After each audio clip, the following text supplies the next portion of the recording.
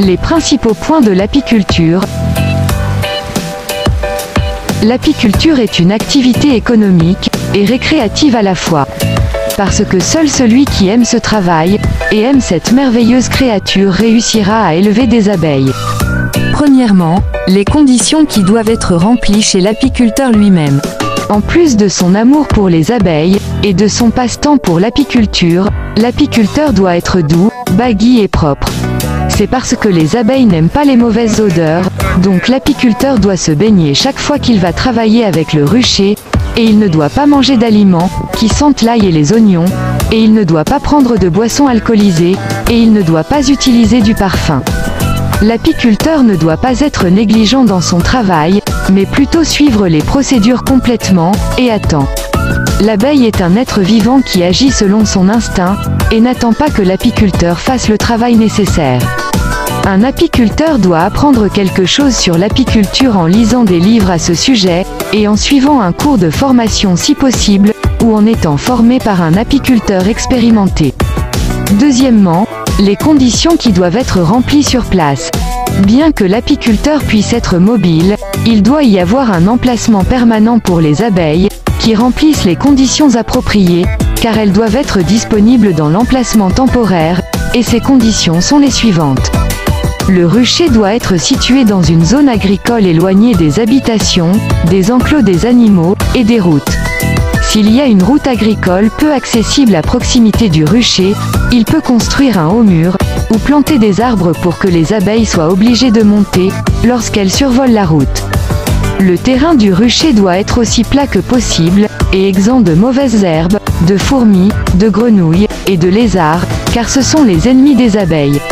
Il est également préférable que le rucher soit entouré d'arbres, qui empêchent les vents, et donnent des fleurs, dont les abeilles se nourrissent, surtout en période critique.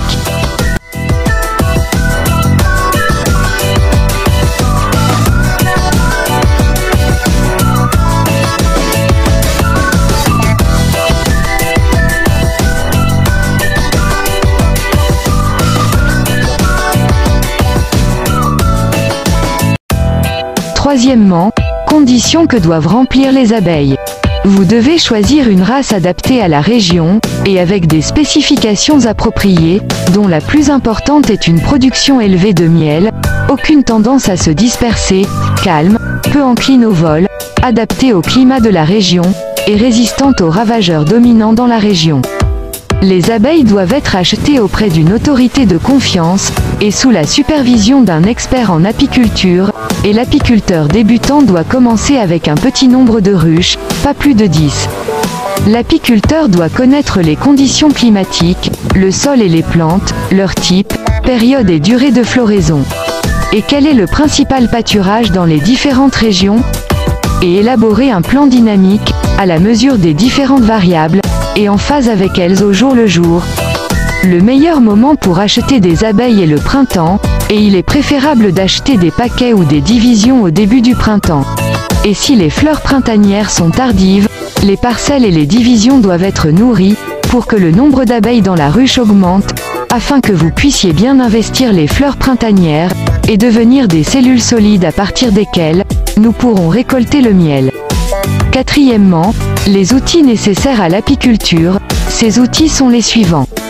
Vêtements, un costume d'apiculteur bon et complet doit être acheté qui protège l'apiculteur des piqûres d'abeilles, et facilite le travail ainsi que les pattes.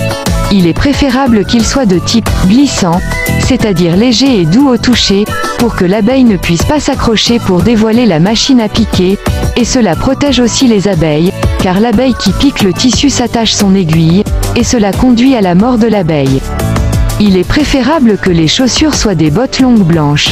Des chaussures ordinaires peuvent être utilisées, à condition qu'elles ne contiennent pas de ficelle.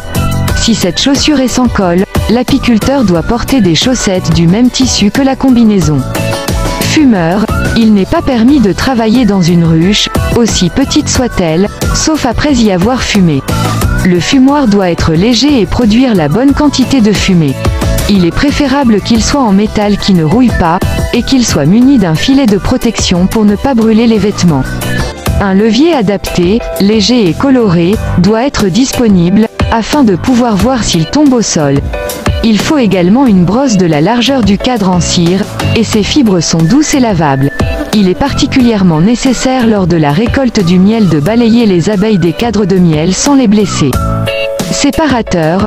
Pour extraire le miel des pneus, il est nécessaire d'utiliser un séparateur centrifuge. Sa taille est adaptée à la taille du rucher, et il est en métal, qui ne rouille pas, et n'est pas affecté par le miel.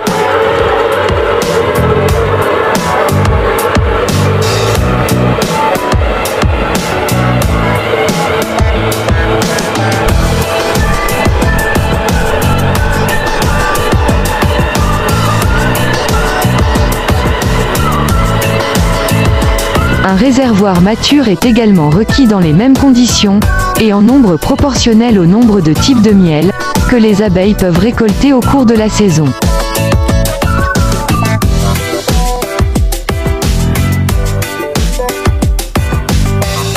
Cellule ruche. Il est préférable d'utiliser le type de ruche qui est courant dans le pays, et il s'agit principalement du type Langostrite, qui peut avoir des mesures modifiées. Cette ruche doit être en bon bois résistant aux intempéries, et être peinte, de l'extérieur uniquement, d'une peinture à l'huile brillante, et de couleur claire pour repousser les rayons du soleil par temps chaud. Il doit être solide, et la couverture extérieure doit être recouverte d'une feuille, qui empêche l'eau de pluie de pénétrer.